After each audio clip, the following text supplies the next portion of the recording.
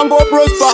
Chief Moses, Dau, Rastaka, Estarase, Commando, Chero Wakahenga Vasia Iva Venge, Nangwe Wakatuka Vasia Iva Tuke, Negutini, Handikenenge, Negutini, Handikenenge, Chero Wakahenga Vasia Iva Venge, Nangwe Wakatuka Vasia Iva Tuke, Negutini, Handikenenge, Negutini, Handikenenge, Chava Kutarisa, Jandakaita, Jandichaita, Pandatika, Pandavinda, Kwandichaenda, Kwandashika, Jandavika, Asi Animo Kundika, ini Animo Panika, upenyu imotokari ndini makanika, ndoramba ndichikanika kusvika zvangu zvaita, kuramba ndichikanika kusvika zvangu zvaita. Chero vakavenga vasiya iva venge, vasiya iva tuke,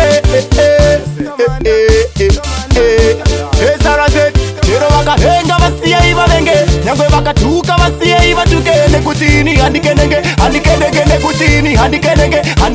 Andife ndakateerera zvavanotaura, nekuti musika vanhu ndini wavakasarura, vaita ndigoyaura vachiti achakaura, handitye kuzvitaura, ndosaka ndazoshaura, nekuti ndiri mwana waMwari, handitye munhu shamwari, wandinongotya ndiMwari, nekuti handizive kuti vanondida vangani, vakandivenga vangani, asi andiregedze kuti kanjani. Chero vakandivenga zvinditadzise kufema, ndimbosarenda kumberi ndiri kungoenda zvimbobhenda. Vanotida vari kupritenda, vanotivisa January to December, munhu wanyama ini handimbomutemba, pavanokanganwa Mwari anorimemba, honda dzepasi ndiye anotidifenda. Chero vakahenga vasiya iva venge, nyangwe vakatuka vasiya iva tuke, nekutini handikenenge, nekutini handikenenge.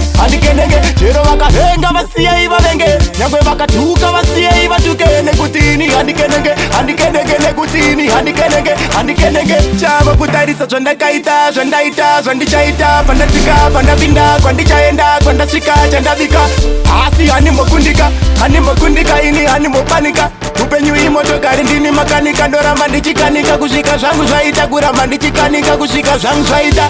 Chero vakavenga vasiya iva venge, vasiya iva tuke,